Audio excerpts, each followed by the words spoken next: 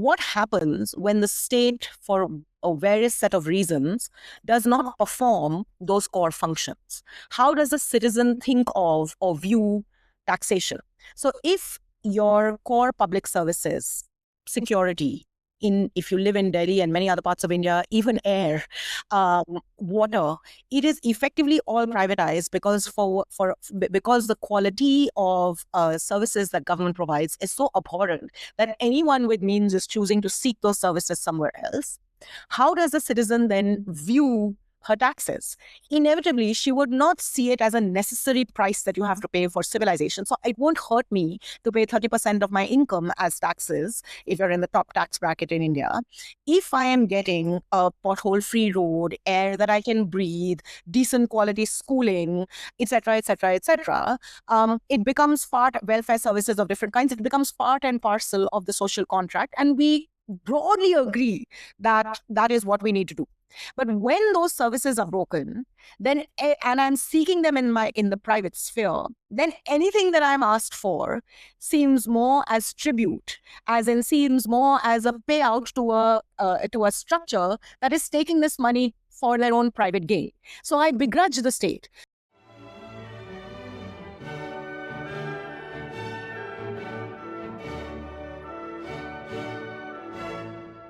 My guest today is Dr. Yamini Aiyar, a public policy scholar whose work focuses on the Indian state governance and the relationship between citizens and the state.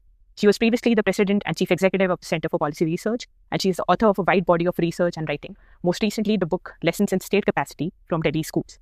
In this conversation, we cover the constitution and the values it sets out for the country, taxation and the breakdown of the social contract, and why the bureaucracy so often gets stuck. We talk about her work on education reform in the Delhi government schools, the question of why the Indian state succeeds at some tasks and fails at others, and what federalism means for India today. So, enjoy my conversation with Dr. Yamini Aiyar. So, Yamini, thank you for taking out the time and doing this, and thank you for coming to the podcast. I'm really excited to talk to you today, and I have a few questions prepared, and we'll just see where it takes us. So, my first question to you, this is something that I've been thinking about a long time as well. When we look at the constitution, which was made in like 1940s, 1946 to 49 to be exact, when it was being drafted, the people who were making the constitution had a certain notion of where they came from, what kind of history that they had experienced, and what kind of nation they wanted to build. And when they were sort of embarking on that mission of building this huge nation with so many people, their notion of power sort of resided just in the government or just in the state. But 75 years down the line, when we see currently, the power has shifted a lot from just the public sector to the private sector as well. Like we see a lot of it of how citizens experience their day-to-day life in terms of what kind of opinions they form, what kind of news they consume, and even the credit worthiness is sort of being taken over by the private sector. So how do we make sense of constitutional democracy in today's scenario, and how does that document in itself justify the kind of state we have currently? Look, I think the heart of the constitution was a core imagination of the kind of country that we wanted to be. It articulated our values. It articulated the core fundamental binding frame of our social contract, and I don't think that with time those core values have changed or have lost relevance necessarily. What we do have are, of course, competing interests, and as you said, private sector was a lot more nascent at the time, and its role and function and how power is organized in society has, of course, changed. In addition, I think to me, the really big change that we encounter today is a is a kind of reopening of a certain very fundamental set of values that we had agreed upon as a nation through our constitution. And one of the key elements of or perhaps two key elements of those values, liberty and equality, are consistently now being challenged. Equality in the form of, do we treat all religions as the same in the eyes of the state? And this consistent and constant re-articulation of majoritarianism in which has now come to dominate our politics, which is opening up this question of who is an Indian first and then who becomes an Indian second. So a lot of what we are seeing in the public debates, particularly around citizenship, by the act of introducing religion as a test of citizenship, say through the Citizenship Amendment Act, or in this broader narrative of ghusbetiye and infiltrators, which then has articulated itself into into a means to legitimize the special intensive revision of electoral rolls, for example, are all ways of challenging that fundamental understanding of equality. That fundamental understanding of equality was also a broader understanding of the basic structure of a federal country, of secularism. And again, all of these things are currently being revisited and the debates being reopened. So to me, power reconfiguration in society is a part and parcel of a process. The Constitution imagined a power reconfiguration on the basis of fundamental principles of equality and liberty. And the power reconfiguration that we are experiencing today is not a power reconfiguration that is anchored in those values. In fact, it is a power reconfiguration that is seeking to create new forms of divisions and keeping us trapped in our identities in ways that the broader constitutional imagination actually was seeking to free us from. And that's the big shift. Right. So in that scenario, how would you define the current Indian citizenship or Indian citizens' relationship with the government or the state? Is it, I feel like it has become quite passive in the last 15 years, or is it just because I've started noticing it more? Or how has it evolved since we got our freedom? I think one of the challenges, even in our constitutional frame, and Nija Gopal Jayal's wonderful magisterial work on citizenship in India, in the modern nation state, I think best articulates this, that at one level, our constitution afforded us political freedoms and core political citizenship, civic citizenship. But where it was more ambiguous was in recognizing our full socioeconomic rights that were in some ways relegated into the directive principles. And there was a constitutional articulation of this. If you look closely at Ambedkar's speeches, the understanding was that the directive principles were basically core to what would guide the state, rather than these needing to be limited and constrained by enshrining them. And at the same time, the structure of politics would place appropriate pressures. Ambedkar kind of articulates this very clearly, that politics would place the appropriate pressures to ensure that all governments in our democratic country would in fact be limited by and have to be responsible to the principles articulated in the directive principles of the Constitution, where our socioeconomic rights are more effectively better articulated and detailed out. But as Neerja kind of articulates, shows us in her book, and there's been a very vibrant thinking and writing about this that kind of describes how democracy unfolded in India. I mean, political theorists have broadly kind of argued, right, that certainly up until recently, when it comes to electoral democracy or representativeness of our democracy in that sense, Indian democracy has scored better than many other comparative democracies. And against all odds, that we chose to give universal franchise at the beginning of our constitutional journey as a modern nation state, as a constitutional democracy, very unlike any other country that had many layers even to its who had the right to vote. And we did so under circumstances of deep illiteracy, serious social inequality, and successfully so. And what the power of that vote means for every individual citizen in India is something that has been recognized as one of the greatest successes, democratic successes across the globe. But where we've always been limited has been in the most substantive aspects of democracy. Ambedkar kind of talked about constitutional morality and did argue that, this is something that India has to be taught, in the sense that we are a democracy on the top down, but on fundamentally a deeply undemocratic soil. He was speaking to those substantive elements of democracy that shape both our civic interactions, how the republic interacts with each other, but in terms of caste, religion, gender, all the multiple identities that we are trapped in, that big inequality in our everyday lives, but also our ability to collectively and individually hold the state accountable as rights-bearing citizens, where all these other identities don't undermine our capacity to hold the state accountable. That was where Indian democracy was very much a work in progress. And I think, to me, interestingly, in the moment of economic liberalization, perhaps for different sets of reasons, but they kind of mirrored each other, we did see a very interesting, some progress rather, towards more substantive democracy or democratic deepening.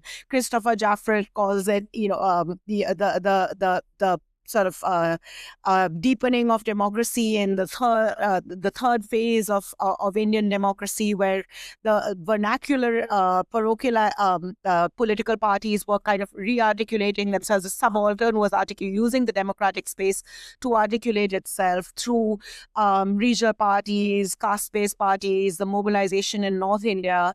And at the same time, I think civil society organizations too were playing a very important role in mobilizing to find ways of taking the directive principles and kind of articulating them in a more concrete way in terms of socioeconomic rights. The rights-based welfare agenda that got built out in the mid 2000s is a good example of a moment when civil society organizations and political parties kind of came together to give more flesh and bones to the idea of socioeconomic rights, and actually put both financial government budgetary allocations as well as programmatic commitments to the implementation, and place accountability mechanisms on the state to actually deliver on these. So I think that there was, and in all of this was this broad idea of active citizenship, strengthening the substantive elements of democracy towards active citizenship. But it wasn't naive. It recognized the fundamental misappropriation or misallocation of power within the structure of Indian society, its asymmetries, its the limitations of party politics and party competition and what that was doing. But India was having a conversation with itself on how to kind of deepen democracy in ways that actually made the notion of the rights-bearing citizen a more active and real concept in our everyday lives. It was a half-baked project. There was a lot of legal commitment in that. New legislation was also introduced, some good, some bad. There were complexities in it. It's the broad political commitment from elite for politics all the way down to the grassroots was limited. The implementation, of course, left a lot to be desired. Corruption was rife. So it isn't like this was a project that had kind of reached its pinnacle, but this was a project where at least there was an articulation of where he wanted to be. And that articulation was an imagination of a rights-bearing citizen, active citizen, placing rights claims on the state with an accountable state having to respond to those demands of rights. So it had an imagination of active citizenship. I think that what we are seeing today, for various complex reasons, is a backsliding, and I would go so far as to even argue almost an inversion of that. In that the duty-bound citizen is increasingly being made in our partisan political lives, is increasingly being made more visible, and more demands are being placed on that duty-bound citizen, rather than thinking of the relationship between state and society, or the social contract being locked into a network of rights and obligations.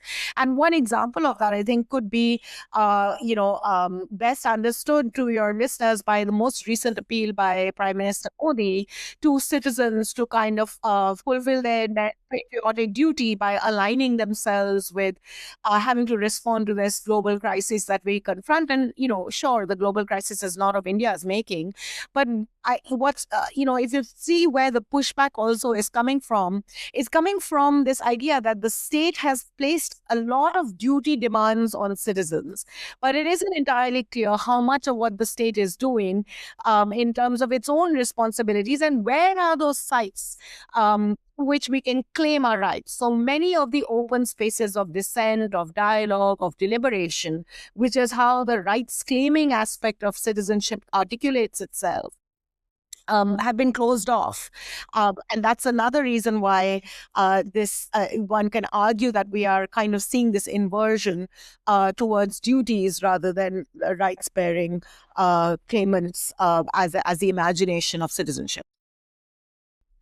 Right. What you're saying also makes sense from the perspective that there's no transparency currently by the government that at least what they are doing to take some actions against what is happening in the world. There was no such transparency or no such information being given to the populace. Also here, I would like to bring your paper that you wrote, which was a very interesting read, called Taxes, Price of a Civilization or Tribute to Leviathan. And I think a lot of the current framing or around taxes has been we are rationalizing the taxes, we are reducing the taxes, but there is no narrative around how they would tell the citizens how effectively they are using those taxes in building certain public goods or so on and so forth. So a lot of this then conversation again becomes very one-sided. There are just some orders from the top, and then people have to follow those orders. And so here my question again is, in that paper you said that middle classes and upper middle classes, they are sort of out of the system, given that they have agreed to this low tax, low service scenario where people are not going to question you because they have accepted this stable equilibrium. So do you think, you wrote that paper in 2015 and currently I think it's been 10 years. Is there any change I don't see any change in the system. Do you think there could be some reforms going forward where the government actually thinks that, no, it's the best way to go forward is to build more public goods, which would actually help the citizens more?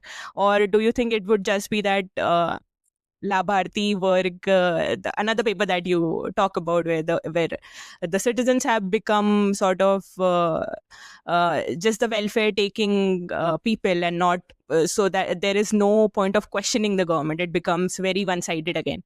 So, the broader sort of analytical point that the paper was making is this: that at the heart of taxation is a social contract where citizens are willing to delegate powers to the state, and that the state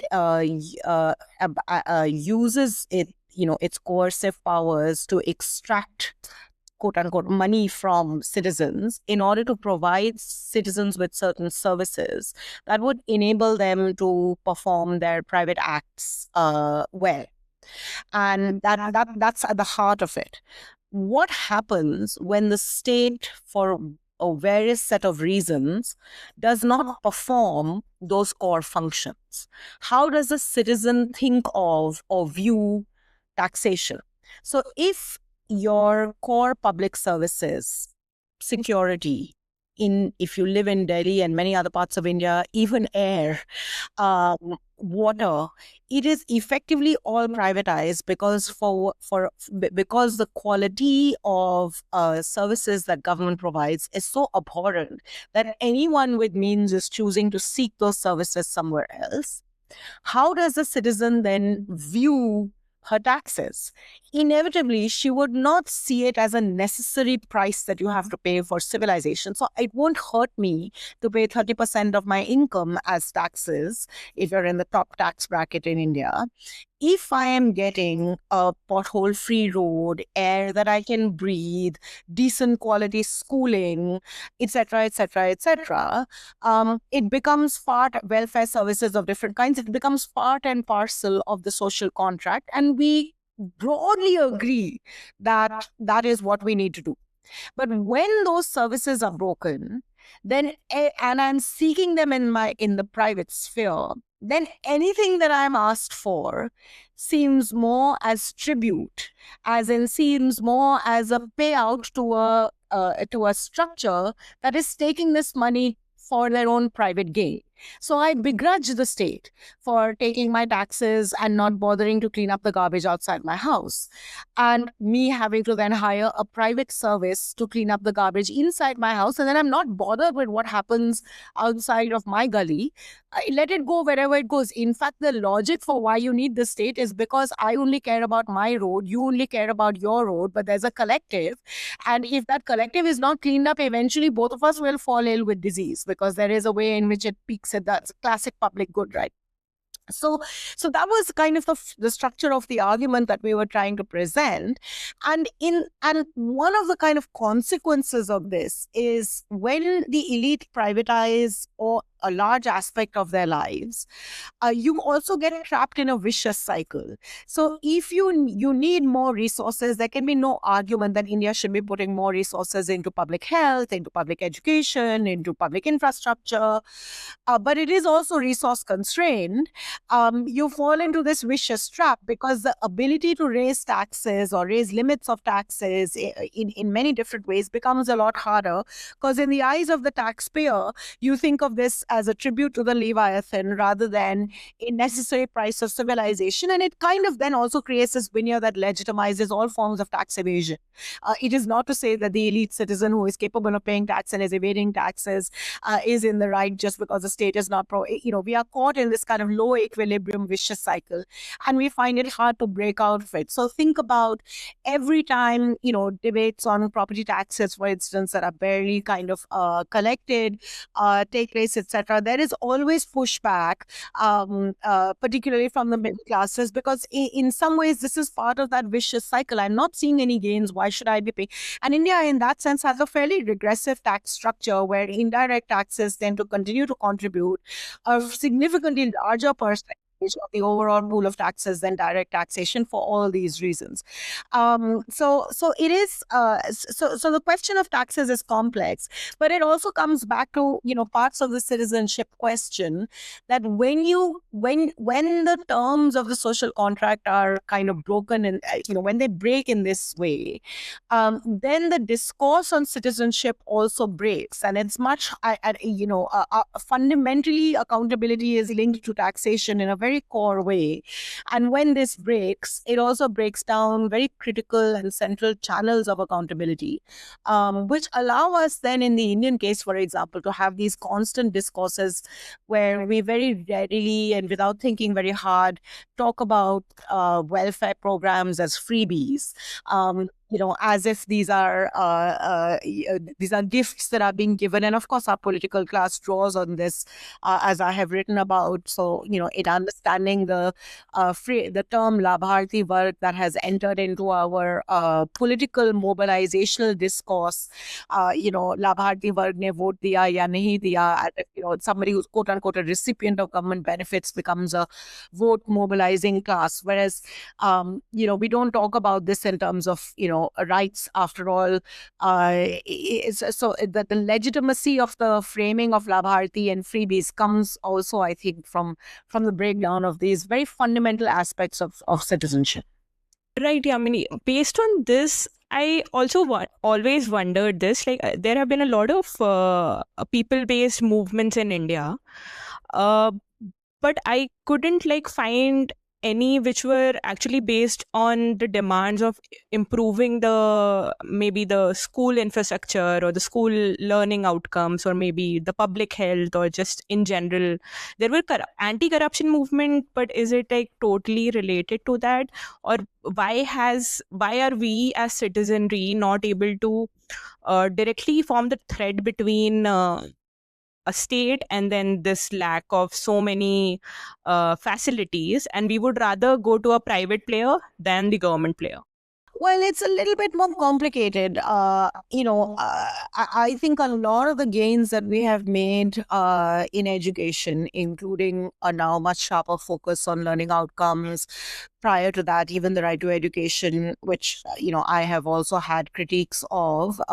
It's not perfect by any stretch, but a lot of this came, and if you date it back even further to the 1970s and 80s, where the non-formal education, adult literacy, all of these different programs kind of unfolded, the roots of all of this very much lie in civil society organizations, which are effectively versions of people's movements. Some are mass movements, some are more elite movements, but it is, in that sense, people's organizations in different ways. Active civil society organizations have played a very central role in shaping discourse, I think, in India.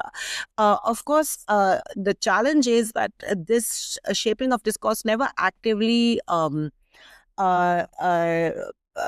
embedded itself in the formal electoral party competition and the broad political consensus between political parties and society around, the active delivery of education never articulated itself. So you will find increasingly no political party is, for example, willing to enter the electoral field without a commitment to cash transfers of certain kinds, because for whether rightly or wrongly, they have determined that this is one of the critical things that is going to shape an electoral outcome. But at the same time, it is rare. Nitish Kumar in his first term as chief minister, or Aam Aadmi Party most visibly in its first term as elected government in the Union Territory and legislative of NCT state Delhi, are examples of political parties that prioritized education and then took it into the electoral space. But we see that very rarely in India, and I think there's many things to, we don't have a good explanation for why, although, there are multiple sets of explanations. But one of the things that has also happened parallelly is that as society has kind of, evolved and it's seeking education, the move towards seeking education in the private sector has increased a lot more. So one of the most startling figures, right? So the Indian state seriously embarked on universalization of education by attempting to ensure that universally all children within a certain age group are enrolled into school. Indian society also was ready to move towards educating its wealth increased, mobility. It's seen as crucial. Education was seen as crucial to mobility, etc. But the pace of enrollment in private institutions increased quite significantly, even as government building its schools, right? And one of the reasons has to do with reach. One of the reasons has to do with perceived notions of and the reality of quality, etc. So there is this kind of contradiction that is taking place, and I think the only resolution to this contradiction is for the Indian state to commit itself to providing high quality schooling systems. I think what was really exciting about our kind of attempt to improve the quality of schools in Delhi, which was not perfect by any stretch, but it was exposing the Indian public to the possibilities of what is available to them if public schools actually function, and that this should be a critical and core expectation from citizens of the state, and a core obligation of the state towards its people. Even like the book that you wrote about what you can learn about the state capacity by studying about the AAP-based reforms that they did in the public schools in Delhi. And what you found was that a lot of the frontline teachers, or the teachers who are there on ground, how instead of treating them as like people to monitor on or discipline, helping them nurture themselves or helping them see a different side of teaching, and giving them that discretion to actually be able to be creative on ground. So what was that experience like, and what did you actually, what were a few insights that you think could be easily replicable throughout India? Or is it even replicable on a bigger scale? Just like we've been talking about taxation and the low equilibrium stuck that the citizen state dynamic has found itself in India.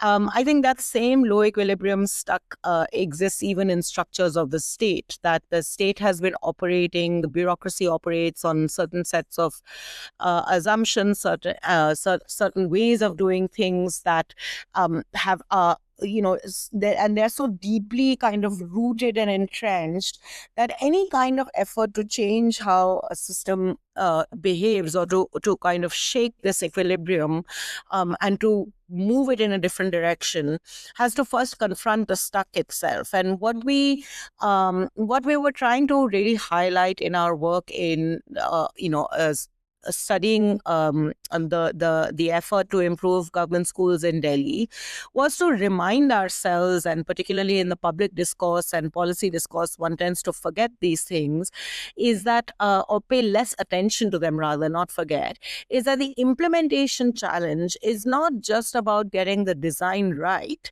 but about taking that design and engaging it in a deliberative process with those who are supposed to implement changes in shifting and behavioral change is not something that comes like this from the top down. It comes by really restructuring and reimagining the nature of the institution itself and the terms on which it operates. So, for example, in a very hierarchical bureaucracy, the primary means of holding a system, holding parts of the system accountable, is by ensuring that rules are followed, and rules of but to a point where it and that is at the heart of the sort of Weberian ideal type of a bureaucracy. But what happens when that ideal type becomes rarefied to a fault, when the rules become the end rather than rules becoming the mean? So I use the word purpose a lot in some of my writing and thinking about bureaucracy, and in the book as well it comes up repeatedly, because what the Indian bureaucracy's hierarchy and rules have done is that it has kind of made the rules the end and stripped the system of its core purpose. So, a lot of teachers will say, I came here to teach, but I'm just being treated like an ordinary clerk, and all that I'm being asked for is, is to fill the next performer. And performance over here is measured best by, how many performers you have filled and sent them to the top. There's no feedback on the performers either. And in fact, every time we've tried to introduce kind of learning outcomes related performance goals, because the system only knows how to operate on the basis of performers, it converts those learning outcome goals into performers itself. There's a very interesting study of an attempt to improve learning outcomes in Madhya Pradesh by Karthik Muralidharan and Abhijit Singh. And one of the things they find is like various things teachers are asked to do various things inside the classroom, and then they have to fill up this form, and the form gets filled and everything everything gets ticked off, but if you actually go into the classroom, something totally different is happening. Now, one way of interpreting this totally different is happening is by saying sab log nikarm mein hai. Nobody wants to actually improve. The system is broken. It will never improve. Let's just take all our children and put them into the private sector. And by some miracle, apparently the private sector will do things differently. Another way of thinking about it is to ask, why is it that people, it may well not be just that everybody is bad, but there's something structural that is making everybody behave in this way. And that was kind of the starting point of my work, that what is the structural stuff? How often you speak to a frontline bureaucrat and they'll talk about powerlessness in a system where they only came into the system for the sake of the perceived power that it has over society, kind of deepen the puzzle for me. And when we started looking in, we saw it's precisely these things, that the system is so caught in its own low equilibrium that it has stripped itself out of purpose, and to reorient it towards purpose is not a matter of simply political will or getting the right politician in the right place. Of course, that's crucial. Or getting the policy design right. Of course, that is crucial. But also in ensuring that those ideas, the core of those ideas, get embedded into the system and shift the terms of the conversation. So a lot of the critique, for example, of the work that I have done on Delhi comes from people who didn't agree with some of the designs of what the party did, arguing that the design itself was flawed, which is why the system did not absorb it. But in fact, what I discovered is that the system was very willing to engage over time in a dialogue about the flaws of the design. And that's what was a big success, because finally you move the system from a conversation where it was actively complaining to a conversation where it is complaining, but also talking about what children are learning in the classroom. That is success. Then we can talk, once you get there, then we can talk about the terms of the technocratic issues around the design. And I think that is something that we often miss, because we are all, there are two layers to how to solve wicked problems. One is to get the political context and the will in place, etc. And the other is to figure out what is the right way of solving the problem. These two operate in parallel zones, but none of them actually engage in a dialogue with the grassroots. From here, what I can see is it's better to go bottom up rather than top down. But what also happens in practicality is, if we didn't have an administration like AAP who are willing to do it, this wouldn't have happened on ground. So a lot of it, what's happening on ground, depends what's happening on top. Oh, absolutely. But very often we just assume that we only need to focus on the top, and the two have to be in conversation with each other. Right. Also, there was one more thing that you wrote about. There's one paper about the post office paradox, where again you're talking about this bureaucrat who's in the middle of the top layer and the bottom layer, and they just think of themselves as post offices and who are delivering messages, and there's that sort of thoughtlessness in the kind of work they are doing. And there was this term that you used, I think, called cognitive maps, and how they form the cognitive map of what kind of work they are doing. And it doesn't appear to them that it's that important. It just appears like they're doing something which has to be done, so like a cog in the wheel sort of thing. And it also reminded me of Hannah Arendt's banality of evil, and where she obviously talks about it in a very very different scenario, a monstrous scenario, while here obviously it's happening on a much smaller scale but still significant thing, where we are letting go of a child's, or not thinking about a child's education in that important of terms. So how do you see that person, or how we can make that person more, if he's in the middle and he's thinking of himself as not very important to the system? How do we change that, from top and from bottom? There has to be some recommendations from your side. So, since you drew the parallel with Hannah Arendt, it's actually useful for us to think about how these banal forms of bureaucracy actually come into fairly severe challenges in ways that are actually a participant in very deeply polarizing and frankly quite evil social projects. I think the special intensive revision, at least how it's unfolded in some parts of India, most notably in West Bengal, I spent a little bit of time there recently, is an example of that. Like, the idea that the bureaucratic structure doesn't work, that middle and frontline bureaucracies are mere cogs in the wheel that have to respond to orders, that takes away from all their autonomy, and the terms that has set up for the citizen-state relationship, where citizens know that there isn't enough autonomy, placing demands on the frontline bureaucracy for certain types of for the bureaucracy to be responsive to their everyday needs almost rarely works. Therefore, that they benignly hand over papers and get their documents verified consistently when the state comes and asks. And now, of course, since we are in the 21st century, the algorithm plays a very important role, right, in how it's determining. And the algorithm is brought in because the state doesn't work very well, that the algorithm will create greater efficiency.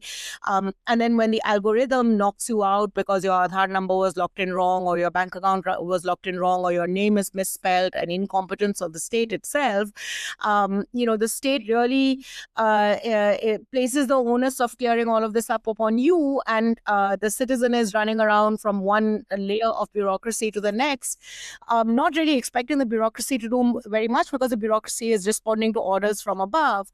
And in the instance of the special intensive reviews, certainly in some parts of West Bengal, it was deployed as a polarizing tool to create an environment where suspicion was cast on, a number of Muslim citizens who were seen to be, quote unquote, potentially infiltrators or ghusbaitias from across the border.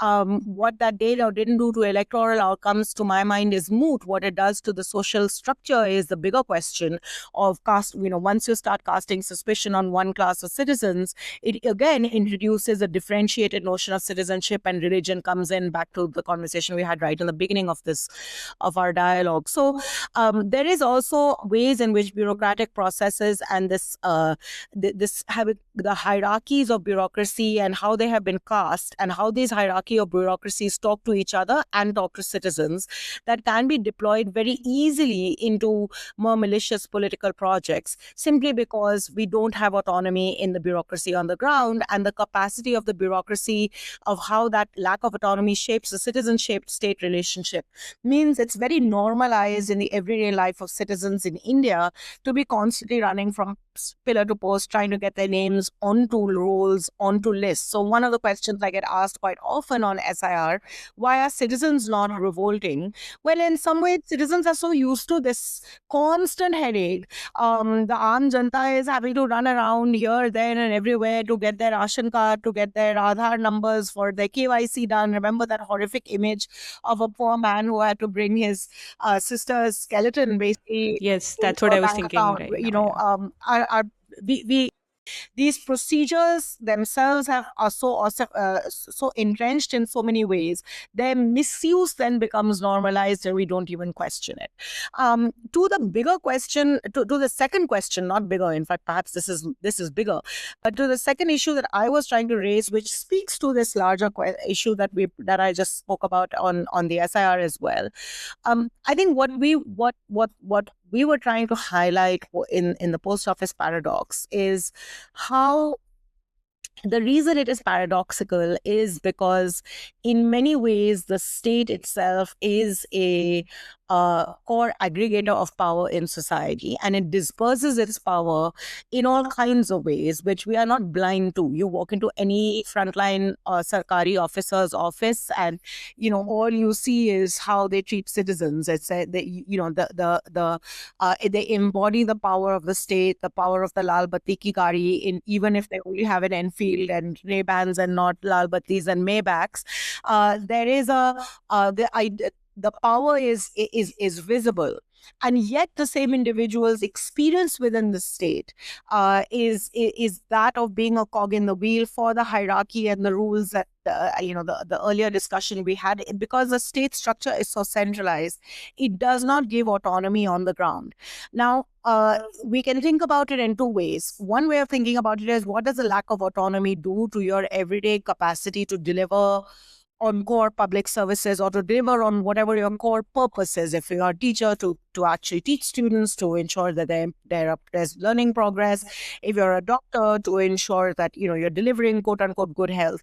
You look in any management structure, autonomy in and capacity to have discretion in your work, especially when work is transaction intensive. So I draw here a lot on a typology that Lamprecht builds out, in that there are multiple sets of tasks that make for a state, or any organization. You're doing many things. Some of those tasks are not very transaction intensive. They require expert knowledge and degrees of discretion at an expert level to design. So macroeconomic policy, for instance, you need autonomy from politics, need degrees of discretion to be able to align, and you need technical expertise, but it's not very transaction intensive. The implementation, the downstream of that, can actually be very neatly rule bound. You set standards on the top, and then in a very rule bound fashion, you have to ensure that those standards are met. Building a bridge, there are standards. Those standards have to be met and aligned with. There is not that much scope for discretion. But in making the determination of who is poor, what is it that I will define as poverty? It's not a transaction intensive exercise, but in identifying who is poor, the mechanisms for that identification may require degrees of discretion on the ground. In delivering education, to determine the structure of the curriculum and the design of the syllabus, and even the textbooks, will require a group of experts. But the active delivery of an education inside the classroom is a very transaction intensive exercise. It requires discretion on the ground, a lot of day-to-day engagement between the teacher and the child. When I walk into the classroom, if the children are looking tired, I should have the discretion to reduce the burden of the homework on that day, etc., readjust things, etc., etc. So where there is transaction intensivity, autonomy is really important in many in ways that our frontline structures just don't offer, and because they are so baked into operating on rules, right? So in Delhi, for instance, an attempt was made to give a little bit more space to teachers inside the classroom to teach as they wish to teach, and that became a tyranny for the teacher, because it was like, I am always being measured on how I do S. Now, as defined by you, now suddenly you want me to do something differently, but you will still ask me potentially about X. I'm not sure how I feel about this. As the one said, one of the teachers said, GPS दे के गाड़ी चलाने सिखाया है, अब आप GPS ही बंद कर दोगे तो हमें कैसे पता हमें कहाँ जाना है? It kind of evocatively the challenge. So, even when we think about reforms, autonomy is where you want to go, but the mechanism for reaching that autonomy often is a complex and slower scale. And what I was trying to do by highlighting a lot of this is, in our discourse on what it takes to reform bureaucracy, we often give less space for these ideas, because we see them, in fact, as part of the problem. There's too much autonomy on the ground, which is why the corrupt official, can continue to operate whilst being corrupt, right? We can't curb it, etc. As one IAS officer once said to me very evocatively, I'm not going to give my program to those corrupt panchayats. It kind of just describes how we think about this, that our answer, our imagination of accountability is linked entirely to how we hold a system to how we can ensure this system does accounting internally. So step by step, you see, have you done X, have you done Y? And it leads to all these absurdities. We saw my favorite story, which describes it so well. That's why I use this example all the time. We once encountered a school in Bihar which was still waiting for a grant for its building and was literally operating under a tree, being pushed by a government order to purchase fire safety extinguishers. Now, one way of explaining this is that because there's so much corruption in the use of money on the ground, orders are given, and if you don't purchase to what is required, or certainly don't show the paperwork to show us that you have purchased per what is required, then there's no other way of catching corruption. So an order is issued and everybody is expected to comply, but then it leads to all these kinds of absurdities. Think about the NEET scandal, right? To me, the most bizarre thing that I've heard in the whole NEET scandal is that, the way to solve this is that we will go to a computerized test-based system. And we are also, and then, the Abhijit Singh, I think his name is, the secretary for NTA, is describing how there's GPS tagging on the vehicles and it's all put into a locker. It's a computerized lock, blah, blah, blah, blah. And the core question that was that I was asking to myself is, oh boy, if it takes all of this to stop cheating, what kind of society are we? Like, and we are, but that is our knee-jerk reaction to all our larger questions, comes from this idea: biometric laga do, teacher will show up to work. There is something completely skewed in how we are debating these questions. And of course, in a high stakes exam, there is likelihood of cheating and you do have to put in all kinds of measures. But if you are unwilling to ask what are the conditions in society that is making this cheating so vibrant, one part of that is just the demand supply gap, then, you can do whatever you need to do, there will still be cheating because you're not solving the root of the issue. And in some ways, what I was trying to do with this whole exercise is hit this, that, there is a root problem in the way our bureaucracy is organized for what we are asking the bureaucracy to do. We want to improve the quality of teaching at the school level, but all the structures of governance that are layered on, that are supposed to enable the school to do its job, are actually structures of governance that require the school to comply with orders rather than empower the school to fulfill its core purpose, which is of delivering a high quality education to its students. This all comes back, forgive me for talking for too long, but I just want to link it back with the SIR issue. It comes back to that simply on the grounds that where frontline doesn't have autonomy, you can command it in different ways to do different kinds of things, and its capacity to negotiate with citizens is also quite limited. And I think that's precisely where the challenge, where it becomes easier to co-opt a set of institutions and its implementing arms into ideological projects with greater ease than if they were all aligning to the purpose of what they were doing. There would perhaps be more challenges to co-option. I had another question based on this. Like, we talked about how when technology came onto the scene, and people were excited that it would reduce corruption, it increase efficiency, and a lot of the current government programs are sort of taken from those ideas as well. Aadhaar, DBT, Jam Trinity, all of that depends on majorly the technology. But the other thing that technology thing has done is bypass the middle layer of nation building, I would say, bypass that middle layer of people who we again term as corrupt, and where that famous Rajiv Gandhi dialogue comes in, that ऊपर से 1 रुपए है और नीचे जाते जाते 15 पैसे बचते हैं.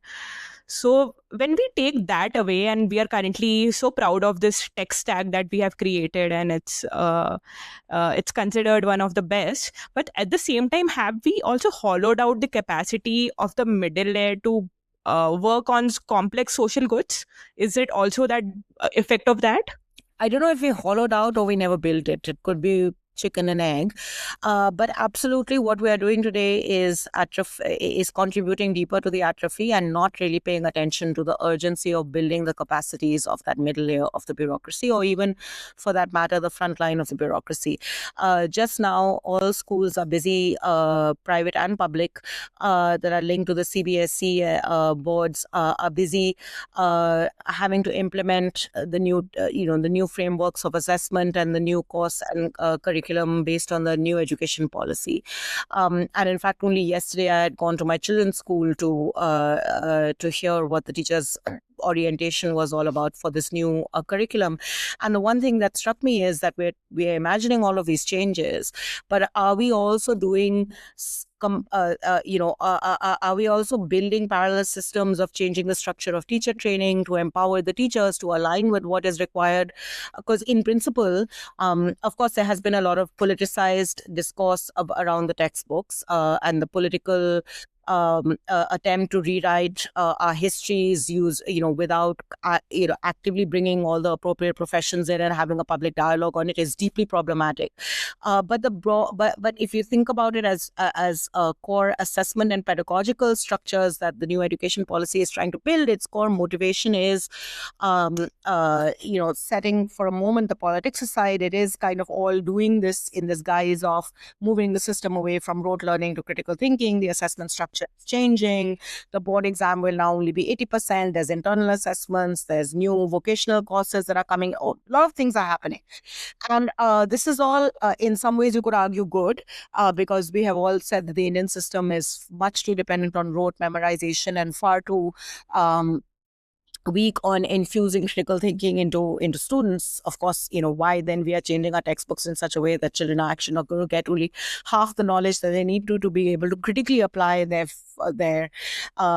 thinking to questions of how to interpret history, etc. But let's set that aside for a moment. But one of the things that it did raise for me is like, what are we, how are we preparing the whole system to align with this goal? And I don't know, a lot of that preparation, certainly I can say in foundational literacy numeracy, which I spend some time thinking about and observing, it's all been converted into these assessment structures with apps. Ek naya app, uspe information dalo. There is a whole set of other things that need to be done that are not being done. So we are, this is all part and parcel of that atrophying of the professions within the system, within the bureaucracy, that are part and parcel of what makes the Indian state and how public service delivery has to happen. And that's something that we really need to worry about. In addition, the state has, in order to get things done, this is not specific or unique to India, but across the world, the use of consultancies, big consulting firms, that also plays a very important role in deepening and further atrophying and hollowing out the capacity of the state, because then you're kind of outsourcing some core functions of the state without actually spending time and effort and energy in sourcing the capacity that you need. So actually strengthening and building the capacity and creating these parallel layers of the state, which is also something that we should really be worried about, because it's a big change in how the bureaucracy operates. I think similarly, even the 73rd and 74th constitutional amendments, even though the purpose behind it and the intention behind it was to decentralize as much as we can and take the power to the people, it has not really delivered on that purpose up to an extent that we would have wanted. Or like, we don't see necessarily the cities and the villages and the leaders who come out of it gaining that much of traction or gaining that much of popularity, I would say, in terms of what we would have imagined. And clearly there hasn't been, the funds have been devolved to the lowest levels, and there is no clear, again, that connect between, we need to pay the taxes to the local level and then we would get the services at the local level, which would take our decisions also in the mix. So even after, like, I think it's been 30 years since that act, yet we are not seeing any major change in terms of, I think the reverse of that has happened. Our polity has become more centralized given the current few elections that we saw BJP gaining power in so many states. So why is it happening? Is it people are getting tired of no action, or is it something that is much more deeper than we can see right now? I mean, the irony of the 73rd and 74th Amendment is that the Constitution committed itself to moving in the direction of deeper decentralization at a time when political parties were becoming even more centralized than they already had been. How do you imagine a decentralized polity where parties themselves are operating on principles of centralization in terms of the internal operations? So, how, after all, so how do these two align with each other? I have a doubt on this. Like, if we see this happened in China, they were able to actually devolve so much I think within a provincial governments have a lot of one-party power. So you're not getting multi-party competition. You're getting deconcentrated power. It's the CCP that is kind of delegating power and acting as kind of director. As Union Bank has this nice phrase of director versus it's the Chinese reform story is not about a one-party dictatorship pushing things down, but a director that is setting the terms within an authoritarian system. It's setting the terms of what the competition should be, but then allowing the competition to happen because it is within the structure of a one-party system. Having said that, I mean, of course, we have many very strong and robust decentralized democratic systems too, like the United States is a great example. So there are different histories and different contexts, but I think given the history of India, where political party competition is getting more centralized, even as we are decentralizing. One of the reasons I bring that up is precisely because what this did is that it took away from legitimate demand of local governments as legitimate actors in the political process to place demands and pressures on the state. Because in the structure of the constitutional amendments, and given the central role of the state in India's federal system, local governance cannot be implemented through the government of India. In fact, one of the big challenges with local governments today is that they are very deeply dependent on government of India's largesse for funds and grants rather than at the state government level. In fact, the state governments have become this big bottleneck. So how and the assumption I think that was made, particularly in the early decade or two of Panchayati Raj and urban local municipal bodies, was that this is actually a process of administrative slicing and dicing. So you can do power sharing by determining what an administrative kind of funds, functions, functionaries. You remap the whole system and you push it down.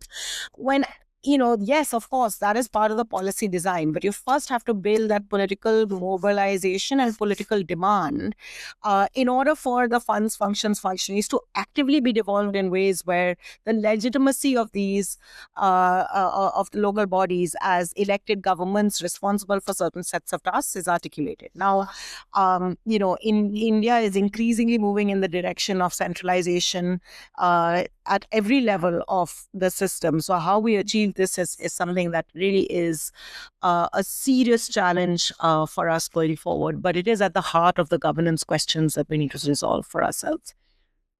You have written a lot about the state capacity and how really Indian state functions, and you have engaged with this idea by Land Pritchett called the flailing state, where the head is there but the limbs are not obeying the head, or rather we have the rules and everything, but the implementation is very poor. But also at the same time, when we see all of these mission mode short bursts of a state coming into action, like for example, delivering 2 billion doses of COVID in 18 months, or conducting the elections, like it's always considered a feat, or like rolling out Aadhaar to 1 billion people, and so on and so forth. When we see all of that, at least to my eye, it appears as if the state has the capacity. It is just not able to routinize it or bring it into everyday actions. And why does that happen, especially with Indian state? Is it like the political will, or again like that bureaucratic problem, or just the lack of incentives that we are not doing it? So it's like the Devesh Kapoor kind of framing, why does the Indian state fail and succeed at the same time, right? Like we are good at mission mode things and we fail at the more complex sets of tasks. I think this is a puzzle that many social scientists, public policy practitioners, thinkers have been engaging with, and there is no one single explanation that will satisfy give you a satisfactory answer, because there are many complex things that are happening simultaneously. In my own work, my approach to this, in terms of what is new that one is trying to add to the debate, is that for me, the flailing state framing is a useful starting point to get in conversation with the idea of what is our theory of what is causing the failures. So there is one broad theory that we just don't have the political will, and that's kind of our politicians are locked into a particular elite nexus. The nature of political financing operates in such a way that corruption is rife, etc., etc., and it kind of increasingly we are veering in the direction of majoritarianism, which is what is determining outcomes in elections. And so our political class has very little interest in actually delivering on a social contract of social justice and public service delivery to all. And that's one of the reasons why the Indian state flails. Nobody is interested. But that's only part of the reason, because if you look at our even at our majoritarian peak, the welfare cash transfers as an example of quote unquote how good governance is delivered consistently comes up in the electoral discourse. So yes, we don't have the political will at one level, and yet at another level, politicians know that they have to show delivery in some forms. Otherwise, ideological agendas of majoritarianism or identity politics will not go further beyond the point. So public service delivery does matter. What kind of public service delivery matters? So one kind of the one framework, one way to frame this, and I think part of Devesh's explanation was so Land argues as the flailing state in some ways is an articulation of the problem. Devesh's kind of interpretation of why is that when it comes to the more discretionary rule-bound sets of things, so opening up bank accounts, keep pressing the button to make sure that money reaches, basis the algorithm's determination of who should get what, so giving everybody Aadhaar, etc. That works because it doesn't require active and consistent participation of society, and when societal engagement is necessary to co-produce, so drawing on kind of Ostrom's framework of co-production as essential to core public services like education and health, society has to be brought in. Then societal constraints of inequality, caste, etc., come into play, and it becomes harder to mobilize society. One of that is also one way of trying to interpret why, for example, sanitation policies haven't worked as well, even when we had the political will in the form of Modi. I think it's an important puzzle, and certainly caste and societal practice plays a very important role in that. But there's a third part to this puzzle, which is what my work is trying to build up, which is kind of, the structure of the state itself is not designed for what it needs to be delivering on. So a lot of these public services that are transaction intensive, that require community involvement and community participation, require the state to be able to mobilize society in particular ways.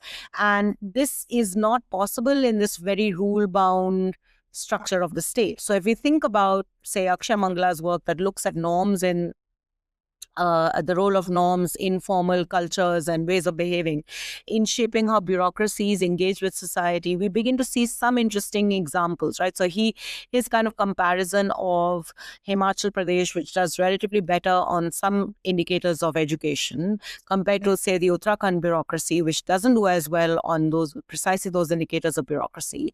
He looks at what is it about how the bureaucracy is organized that is leading to these different types of outcomes. And he looks at, and what he says is that there are two very different norms at operation.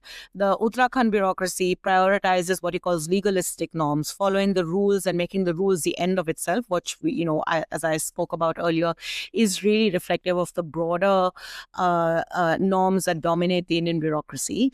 Whereas in parts of Himachal Pradesh, he saw sightings of what he calls deliberative norms, where structures of the state are so embedded in engaging with society that those norms kind of you don't impose from the top down. You draw on the Mahila Mandals and local governments to engage in dialogue to find solutions.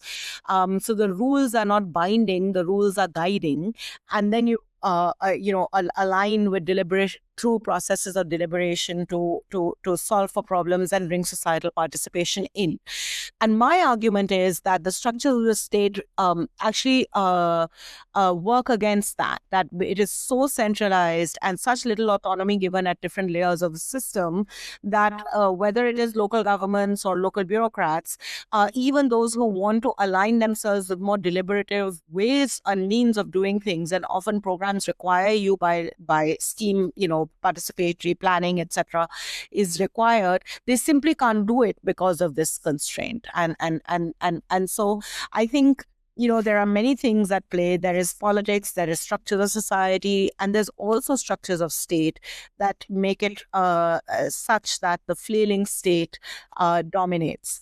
The broad assumption of the flailing state that it doesn't work because the local state is full of corrupt actors. I'm trying to challenge that too. It's not that. There is something deeper and more structural. So, Yamini, in this contemporary times when AI is taking a lot of space in a lot of our narrative, and it will eventually, I think, Indian state would also sort of use AI as well going forward.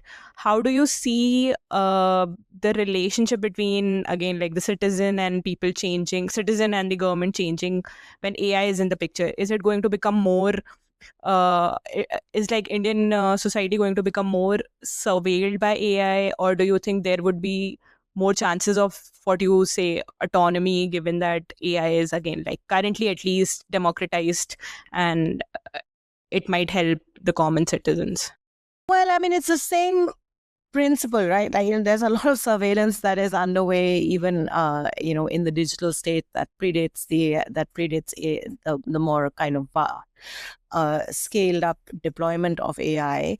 And I think it boils down to fundamentally all technology can be enabling, but we have to, but the broader context in which it is deployed has to use it as an enabler rather than an end in itself. So if the algorithm becomes the end in itself and knocks you out of the welfare system because of a misspelt name, and ironically, in the best outcome is that you don't get your benefit. The worst outcome is that your citizenship gets questioned, which is basically what we are seeing. Then we are in a very dark place, and all forms of technology can be used and deployed in that way. At the same time, technology can also be enabling, speeding up processes, making things more accessible to citizens. So, for example, I think of things like e-service kendras can be enabling if there is discretion at appropriate levels for appropriate things. So we have to, so my answer to this is really, technology is as good as we want it to be. And where my squabble with the technology state in India is not a squabble about technology itself. It's about the fact that we have mindlessly deployed technology in the hope that it will solve for what are deeper structural issues. So if you need all the GPS to prevent cheating, then you're in a very bad place. If you are doing all the things that you need to do to prevent cheating, and then the GPS is the cherry on the cake, then you're in a much better place. But do you think a lot of power would then essentially shift to the private players? Because recently in the US, when we saw that Anthropic it issued a statement against Department of War, and they were like, we don't want our technology to be used by them in this war. But then OpenAI was using the Department of War then used OpenAI's technology. So again, the players in America, the major players have become Anthropic or OpenAI. That's why antitrust laws, competition commissions, I mean, the role of regulation matters a lot, right? Like, we don't want a society where 3 or 4 private actors own us in every way. And certainly digital, when we kind of say data is the new oil, it is a much more complicated thing in so many ways, right? You don't want to have excessive aggregation of power into, power is best deployed when it's more decentralized and delegated across a more polycentric kind of structure. So, of course, I think any kind of serious monopoly or monopolistic kind of economic structures are challenging, whether in digital or otherwise. And the regulatory system does play a very, very important role. And we are certainly more vulnerable in the digital age than we were in others, I think, given that even by virtue of recording this podcast, we are contributing to data that will be deployed in all kinds of ways that we simply don't have any understanding of. Yet, we can't, the answer to that is not to reject the possibilities of technology, but to think about how better we can regulate them and how better we can have a broader societal conversation where innovation is allowed, or innovation can flourish, whilst at the same time, collectively, moral principles, societal expectations place some limits on what it can do. You also wrote a lot about the federalism in general, and you are very anti the idea of one nation and one anything. So how would you describe, given the current situation where in so many states BJP is in power and the central BJP is in power, where do you think this federalism project is headed towards? Well, I mean, I value federalism first and foremost because it is core to the political identity of our nation in how I understand it and see it. It's core to my sense of what I am as an Indian, that I can be half Tamil, half Punjabi, married to a Malayali, and still have a collective identity as an Indian. And that's the beauty of Indian federalism, that as a political project, it ensured that these multiplicities of identity can come together in this whole identity of being an Indian. And to me, at the heart of the ideological roots of Hindutva is the idea that we are all actually one. We are Hindi, Hindu, Hindustan, and then everything else is secondary, which goes against the grain of our constitutional project, to my reading and my understanding. So for me, federalism is at the heart of what it means to be an Indian. Federalism is also at the heart of what it means to be a democratic Indian. I think if India was not federal, India would not exist. The capacity of federalism to accommodate for these multiple identities matters hugely to the kind of nation we are. And we iterate it in different ways, right? We are a unique federalism because in the constitutional moment, the shadow of partition played a role in us being a much stronger central government. Our federal system is not like the US, where many different states came together and delegated powers to the center. In some senses, we were many states where a powerful center held us together. So we are holding together federalism. We are different to the Chinese federal system in that it is not a one power state, and we didn't adopt an authoritarian articulation of it. In fact, the Indian state prided itself in preserving political identities in our federal structure, even as we were looser with territorial identity, that the central government has the power to redraw boundaries. So very, very, in traditional federalism would see this as an extremely centralist approach and unitary approach. And Ambedkar kind of recognizing this articulated Indian federalism as being unitary and federal at different points in time, in different moments in time, and for different purposes. So its complexity notwithstanding, to me, that complexity was necessary to preserve these multiplicities of political identities. And what is being challenged is that. And it is being challenged through the mechanisms, institutional processes, and institutional systems, whether the governor or our physical federal arrangements, all of those in ways that are privileging the center. Article 370 to kill the idea of asymmetric federalism, but it's deployed in a way that empowers the center not just to redraw state boundaries, but to downgrade a state and convert it from a full-fledged state into a union territory, and then a kind of union territory with a legislature. But Jammu, Kashmir, Ladakh, this was an independent state, which now you're denying statehood and therefore political representation too. So that's really, I think, at the heart of why we need to worry about the structures and institutions of federalism. And it is also being and it is also raising many fundamental questions about the terms of our agreement. The Constitution didn't lay out a core set of terms. These were built de facto. The first Finance Commission articulates its role in terms of prioritizing equity and resource sharing between poorer and relatively less poor parts of India as a fundamental core of what the principle of fiscal federalism would be all about. Eventually, in 1976, when we froze the redrawing of boundaries for electoral constituencies in what we call delimitation. It was also an informal compact that we would agree, there would be this agreement of representation being structured around in a way where where the less populous parts of India still held on to its core share of voice at the national level, even if the cost meant that the more populous parts of India would have many more people being represented by one representative. And it was kind of, an informal agreement on the basis of which we were moving forward.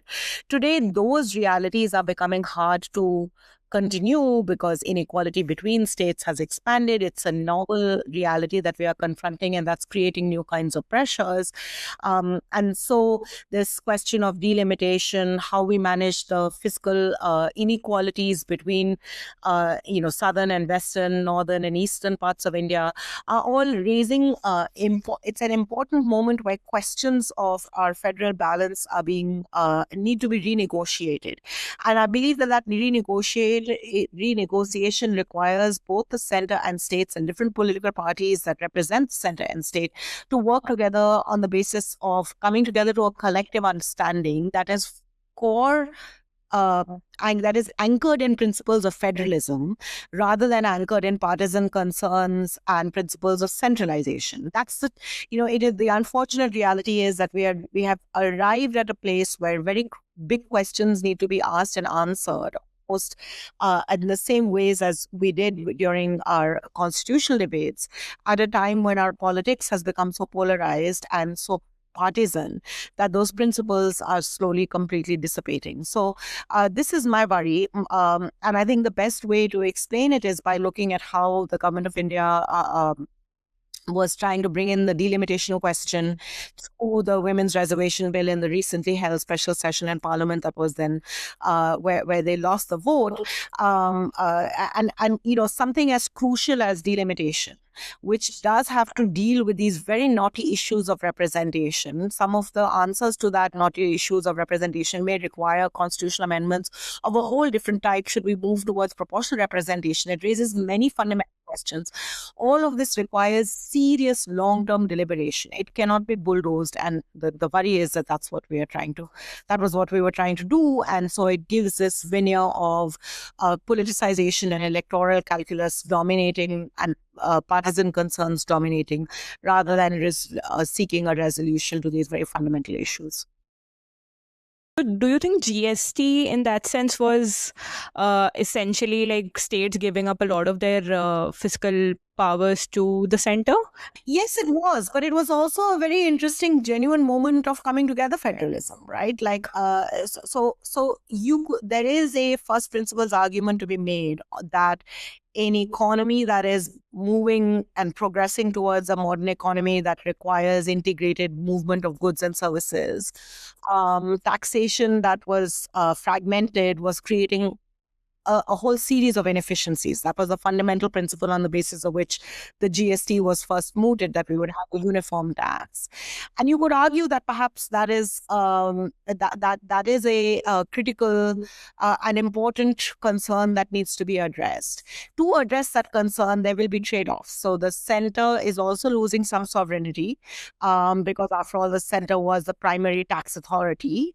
The states are also losing sovereignty because they are losing some authority sovereignty and autonomy over their taxation powers, but they're pooling it all together, coming together to pool their sovereignties to arrive at collective decisions on on tax rates, for example. And that's where actually GST was both a little bit of, it was states losing autonomy, center also having to pool some of its sovereignty, but everybody coming together in what was a genuinely kind of important act of federalism. That's why it was referred to as a grand bargain of federalism. The challenge has been in its implementation. Part of that challenge of implementation had to do with the design itself, as I have argued, in that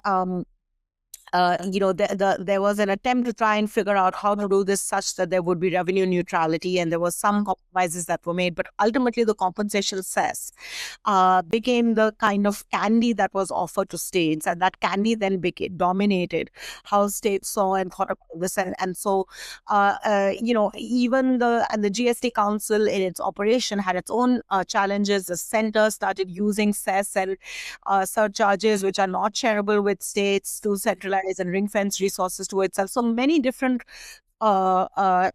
flaws in implementation that have kind of reduced the capacity of the GST to operate as a genuine federal bargain and function much more as a centralizing tool in which states see their positioning in the GST in zero-sum terms rather than in collective terms. Okay, Amini, on that note, I'll ask you the last question. What is one book and one film that you would like to recommend? Oh my. Okay, just recently I took my kids to see this very lovely film. It has nothing to do with anything that we've spoken about, but it is so heartwarming and sweet and joyful in these difficult times. Joyfulness is something that we must reclaim, called Sheep's Detective. It is totally worth watching for everyone. So that's a really lovely movie to see. A book, gosh. I think that we need to better understand our country is going through such a complicated moment of very core ideological questions that we are asking ourselves. It's a kind of who we are moment in so many ways.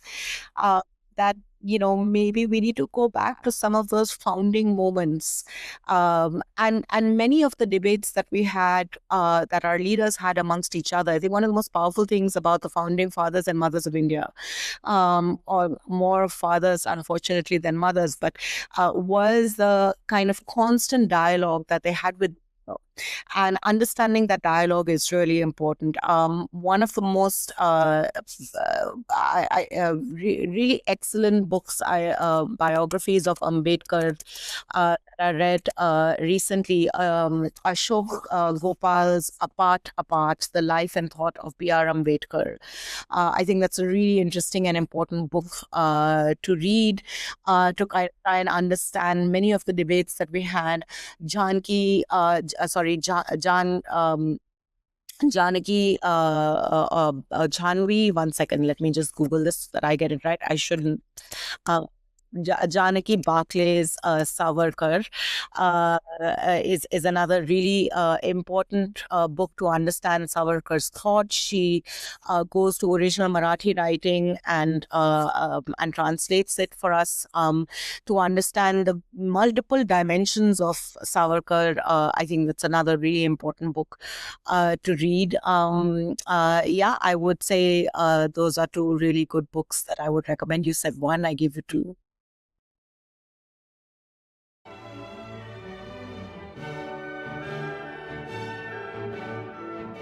And that's the conversation. Thank you so much for listening all the way through. If you enjoyed this one, the best thing you can do is subscribe wherever you're listening and share it with someone who would find it interesting. It really does help the show grow. Backpocket Pod is also on Spotify, Apple Podcasts, and Substack. Thanks again, and I'll see you in the next one.